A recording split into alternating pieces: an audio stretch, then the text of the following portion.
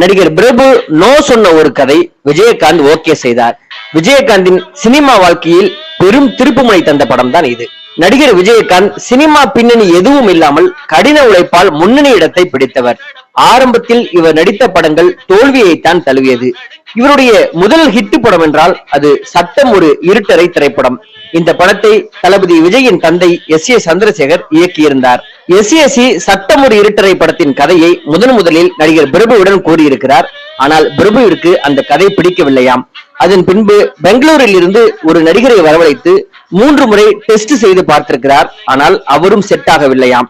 கடைசியில் விஜயகாந்த் தான் இந்த படத்தில் ஒப்பந்தமாகி இருக்கிறார். SACக்கும் விஜயகாந்துக்கும் சினிமா வாழ்க்கையில் பெரும் திருப்புமுனையை தந்த படம் இது. அதன் பின்பு விஜயகாந்துக்கும் SACக்கும் எதை தொட்டாலும் ஏறுமுகம்தான். விஜயகாந்த் கதை தேர்வு செய்வதில் பெரும் கில்லாடியாக இருந்திருக்கிறார்.